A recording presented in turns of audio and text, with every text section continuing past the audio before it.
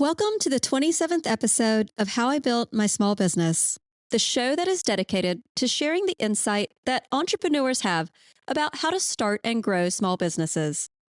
Join us as we unravel the stories behind their entrepreneurial journeys.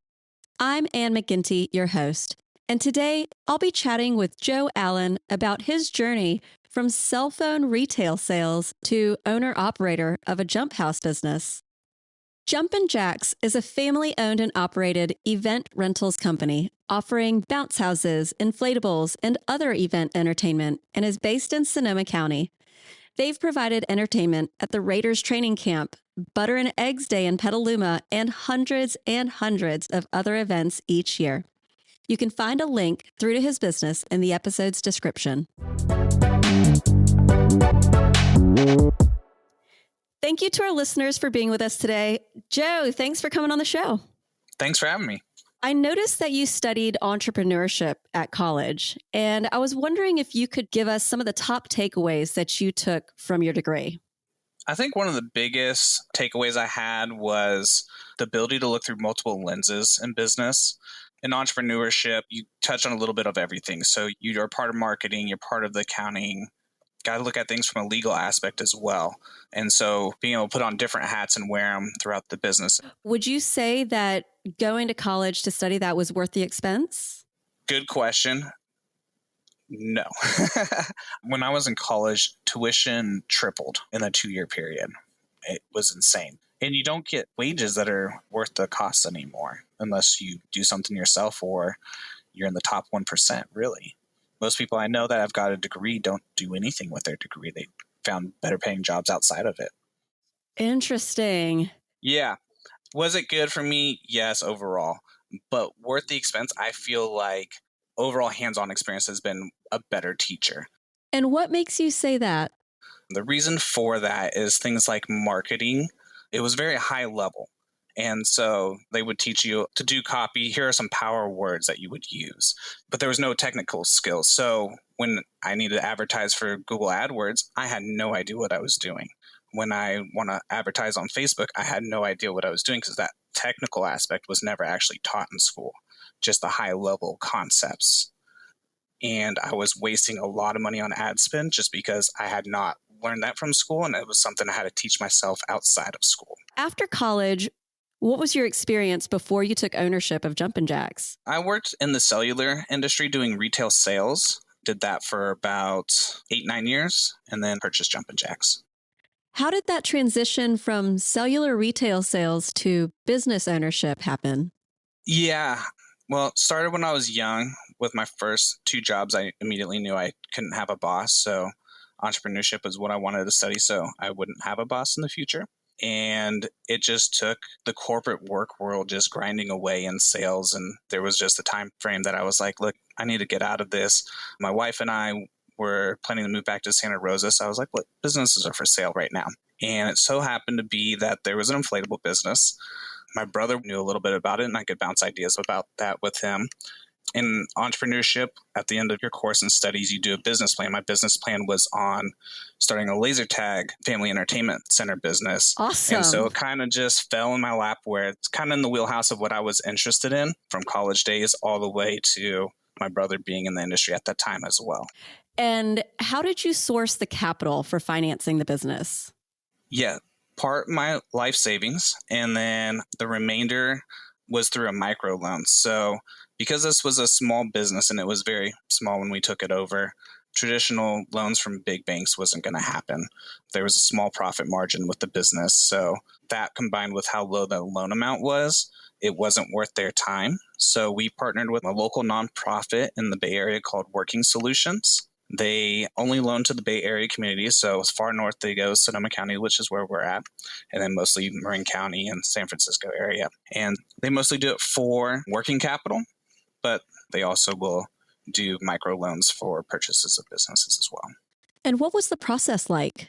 It was pretty straightforward. So when we purchased the business, we were going through a business broker. And so they had connections there. And it's just, pull on your credit. You had to have a business plan. So that was one good thing that came out of college is I knew how to make a really detailed business plan, put that together and how we were going to grow the business to be able to basically fund the loan. When you first took over, what was that like? It was extremely challenging. One thing that corporate worlds have is they have their systems in place, and you plug in as a cog in the wheel and follow their roles and plans. Whereas this company we took over, first day, employees have no idea that we're buying the business because of an NDA. So that's a shock to them when we walk in with the previous owner. And there was no systems in place, more or less. Ordering and tracking things was done by paper. Oh, geez. Employees had no uniforms, Oh, so wow. it was kind of weird where people would knock on the door and it's just a random guy. Everyone used their own vehicles. Oh, my goodness. There was no control of that as well. And so the first season and a half, because we took over halfway through the year, was a roller coaster of just trying to keep it running and change everything all at once, from the way things were rolled to the way we did things. We didn't have trailers. Everyone was just throwing things in the back of their trucks. Wow. So it was crazy. But I guess it gave you a lot of opportunity. It did, yes. Yeah, we've completely changed our entire process from top to bottom. And you mentioned that the business was very small when you bought it. How small was it? Yeah, so I believe his wife took the orders over the phone while he operated everything and did the deliveries. And then there were 2 part-time weekend-only employees for the busier times. Total number of inflatables and games and stuff we purchased was about 35. And how big is your team now? So now we're family-owned and operated, just to give everyone an idea of this. Me and my brother are full-time, and I have another brother that comes in full-time during the busy season. And then we have 3 regular part-timers that join us every season, and then we hire 1 to 2 more part-timers to fill the void for the year. What about your level of inventory? We're about 75 units, give or take, between inflatables and carnival games and stuff like that. Amazing. So what other improvements have you made? One of the things we noticed is just the further we would drive out. So people all the time will say, hey, we're only 20 minutes from the furthest part of where you're delivering. Can you just deliver it to us for the same price? And it has to be a no, because it's just not 20 minutes. It's 20 minutes there once. And then you go back to your normal delivery area. Then you got to go 20 minutes travel extra to them, and then 20 minutes back. So that 20 minutes is really now over an hour of additional travel time. And in the period of 1 hour, if we just stay in our vicinity, we can do 2.5 deliveries compared to that 1. And so you should have 3 deliveries in that same time frame. Right. We really had to condense our delivery area over time as we got busier. What's your radius? So ours is pretty small. The furthest north we go is Windsor, and the furthest south we go is Petaluma typically. Oh, yeah, that's very condensed. Very condensed. We go to Sebastopol, which is west, and then we basically don't go east of Santa Rosa because there's just not enough in the market to Sonoma. It's not a straight line. You basically have to go north and south and wrap around to Sonoma, so it's very inefficient to go there from any direction of the cities we go to and from. So yeah, we basically are 10 miles north, 10 miles south, and then Sebastopol stretches most of that area, but they're on the west side. So good. Okay, what else? One of the big changes we did from an operational standpoint is we now deliver the day before for everyone and pick up the day after as part of our business model. The reason for that gives us a lot more capacity with less staff. Before, when we took over, everything was 4-hour rentals. You paid extra for additional time, and party start time could start at 8 a.m. and go all the way till 8 p.m. And the hours we worked were 6 a.m. till midnight sometimes. It was ridiculous. Part of it was the smaller inventory, so we'd have to turn the units for the next day. Whereas now everything's the day before, day after. We start deliveries at 8 a.m. and we're done by 5. Pick up the next day, 8 a.m. to 5. Brilliant. And the other beautiful thing of that is it relieves stress on the parents knowing that the equipment's there on time. They get extra time with it, so there's a benefit and a value to that for the customer. And we were able to route our orders in a perfectly efficient manner where, if we're in the neighborhood, we're delivering all of those inflatables to the same neighborhood versus zigzagging that we were doing just to make sure everything got to places on time for same-day delivery and pickup. Oh, yeah, that efficiency of just keeping your crew in the same location is huge. Yeah, we cut down our fuel costs, our maintenance goes down, our overtime doesn't really exist anymore now. That's amazing. So much more sustainable for employees, too. Absolutely. Gosh, Mm-hmm. Amazing improvement. Oh, yeah. And if you don't mind sharing, how much can your business bring during the busiest week? So our busiest weeks are end of school time. A lot of end of school parties on top of schools having events. We'll do somewhere between $25,000 and $30,000 a week. Nice. And how is the seasonality? We close down from Thanksgiving till February. It's just so slow, it doesn't even make sense to operate sometimes. And there's the rain. And any rain on a unit, we need multiple hours to dry it before it starts to mildew the equipment, and it fills the unit. So if it's not hot, it takes even longer if it got filled inside the unit. So we try to avoid it at all costs. So I used to own a seasonal business as well, and people used to always ask us this question, what do you do in the off season?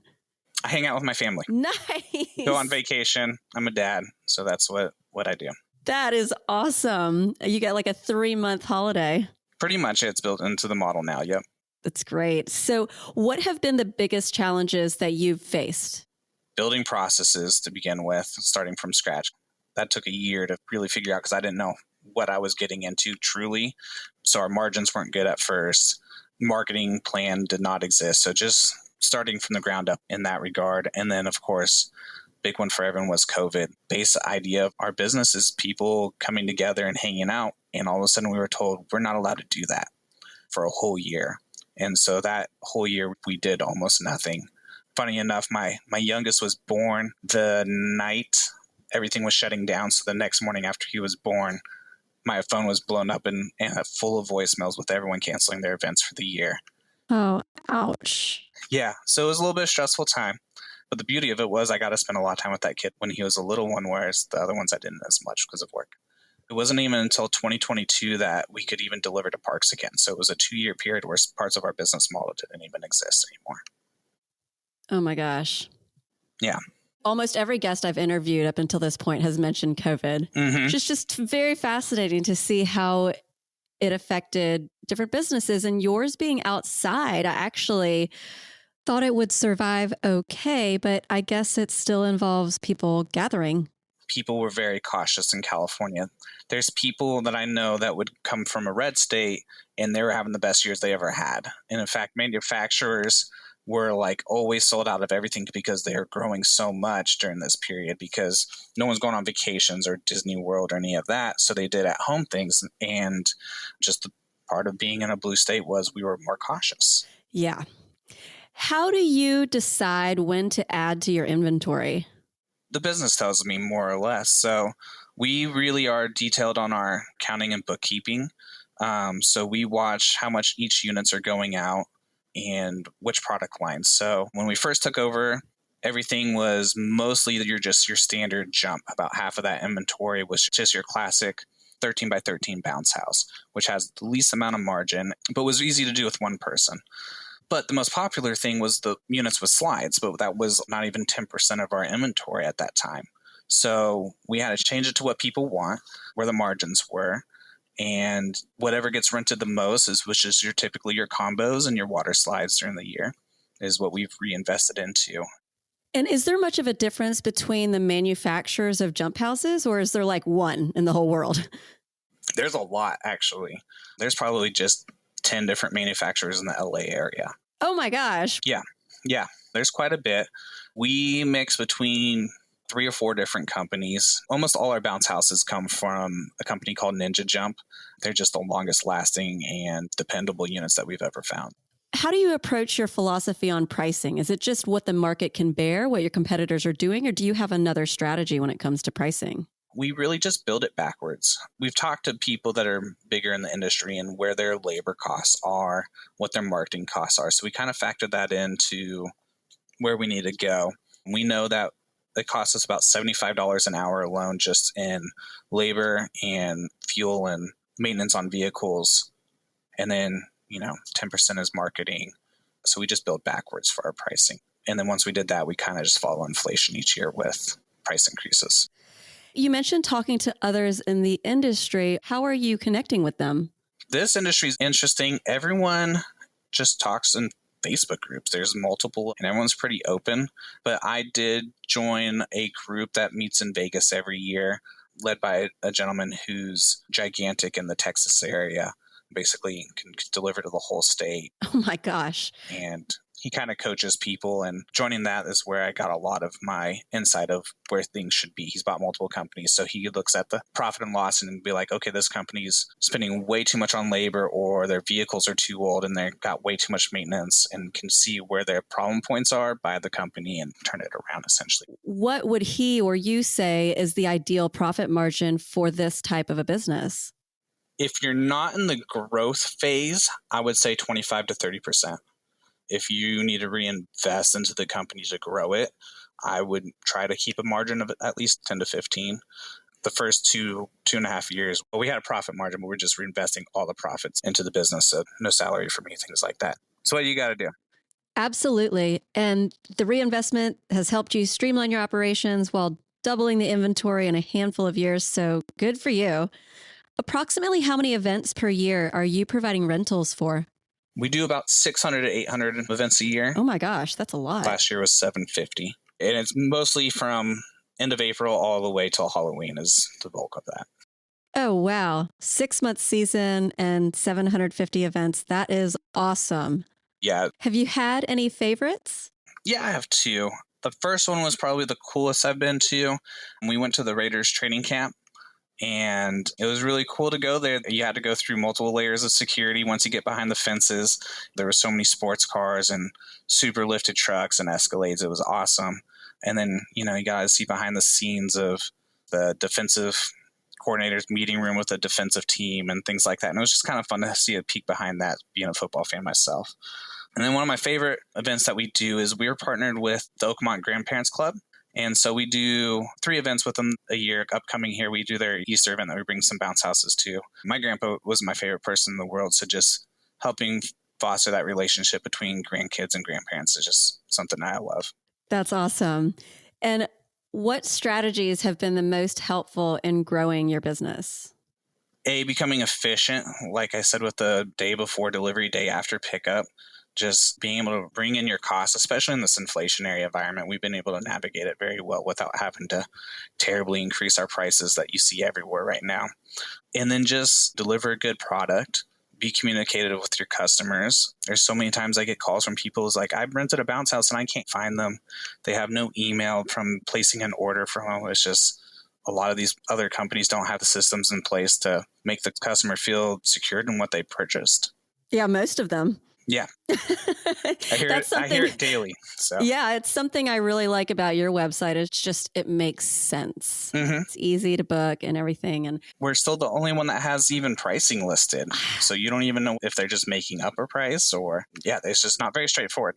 What do you think the reservation is about publishing the prices?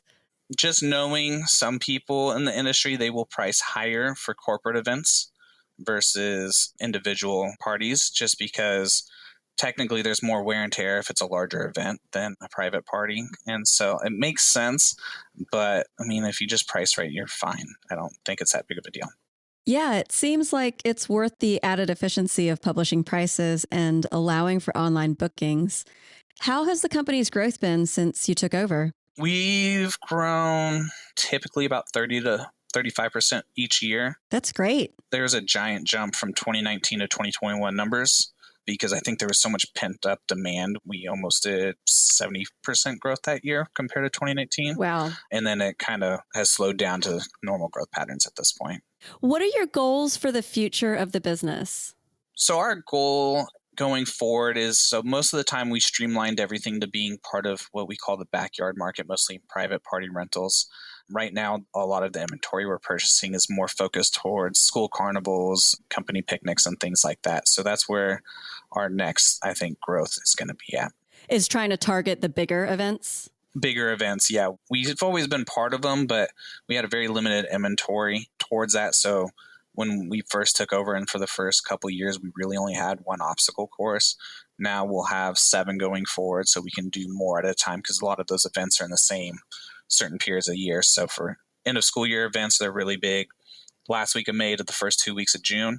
And then fall stuff is usually throughout all of October, last week or 2 of September. So I don't know what your warehouse looks like or anything. Do you just have trailers that are outside and then you preload them so that your drivers can just drop them off? I mean, how do you keep that process efficient? That's the dream, right? We have a warehouse and then we have offsite storage. So because different times of the year, we have different types of units that are going out. So summertime, it's all water slides and water units. We'll have them the main warehouse during, about June through Labor Day. And then we'll dry them out and put them in storage for the fall and spring periods where we have mostly obstacle courses and the combo bounce houses inside. So we rotate inventory from our main warehouse from that. Our trucks and trailers get loaded the morning of, and then we have a software that we use for our load sheets and routing and whatnot. And some of these bounce houses, I assume, are quite heavy? They are. And that was one of the headaches when we first took over was since nothing was done in a trailer, it was all about compacting things into the back of a pickup. So we just had really tiny dollies that were not really made for anything bigger than our smallest units, really. And so the tires would break down on the jobs. They were just terrible. So now we use actual mechanical dollies. And so when you tilt them back, none of that weight's on your shoulders. It has casters on the backside, and you just push a button and it goes now. They have a ramp, and then they're electric, so they just go up it and handle it all. It sounds a lot easier. Sounds like so a much worthwhile better investment. I wish we did it earlier, to be completely honest. Well, so speaking about that, what else do you know now that you wish that you had known when you were younger? Patience. I always expected to be able to start or buy a business very quickly out of college. I bought a car before I had a driver's license. So I'm a very impatient person, so I expected to turn the corner really quick in setting this business up for success. I was like, 1 year we'll get it done. And realistically, that wasn't the case. It's more of a regular wake up and grind to make any progress in the world. And so patience. Are you happy with the revenue that you are making? Are you able to make a good livable salary? Yes, absolutely. I think this is the best decision I ever made. Being a dad's super important to me. Part of the beauty of this business when we first got into it too was, or so I thought, it was mostly weekend work, and my wife's a teacher. So Monday through Friday, I could work from home, hang out with the kiddos. Weekends I work, and she was off from being a teacher. And the busy period was summertime, she's off. And then wintertime, I'm with the kiddos more often. And at first it was really hard. We mostly lived off her salary first 2 years into the business. But as we've grown, I now have a salary, and we can do well in Sonoma County. And it's a great time. That's awesome. What advice do you have for aspiring entrepreneurs that you think is just really helpful to know? If you're thinking about going into business or entrepreneurship, is just jump into it. Every time I've decided to make a big change in my life or jump for a new opportunity, it's always been a positive experience. So just go for it. Yeah, I heard somebody say the other day that the most successful people that they know are the ones who have failed the most. Oh yeah, there's lots of failures, lots of products that we don't do anymore because they didn't make sense and line up with the business model, and it's part of the experience. And then what else would you say? I would say bringing value beyond your product is important. In the end of the day, a pencil is a pencil, a pen's a pen, a bounce house is a bounce house. So one of the things I've seen most people do is try to compete on price, and they don't last very long. And if you have the same castle bounce house as the other five guys, what's going to set you apart? For us, as far as I know, still, we're the only ones that don't charge extra to deliver the day before and pick up the day after. It's just part of our business model. And it brings value to us that we're more efficient. It brings value to the customer that they don't have to worry about showing up late for whatever reason. They get extra time with it in their mind. I've had parents say, it was so great that you brought it the day before because my 2-year-old's just too scared to go in there with the other kiddos. So we got to have just family time in it, and they got to play on it. Whereas before, if it was just during the birthday party, that kiddo never got to even play because they were too scared with the bunctiousness that happens. I think that's a major perk, having the extra time. That is really big for parents. It is, yeah. Well, thank you so much for coming on the show and sharing your experience and knowledge with us. Absolutely. Thank you so much for having me. If you're still with us, thanks for being here. Today's key takeaways. If you can't get a loan from the bank, look for nonprofits in your area that provide startup capital for small businesses. Joe was able to get a microloan from Working Solutions in the Bay Area, and there are companies like this across the country. You never know what kind of businesses are for sale. There might just be one that would work well for you, so take a look. Joe bought a business that was very, very small, but it also had tons of opportunity because it didn't have any systems in place. Ordering and tracking was still done by paper, and there were no company uniforms or vehicles, for example. These are all opportunities to increase revenue, profits, and also the value of the business if you were to sell in the future. Keep detailed records and track your best sellers, whether that is a type, a category, a SKU, and so forth.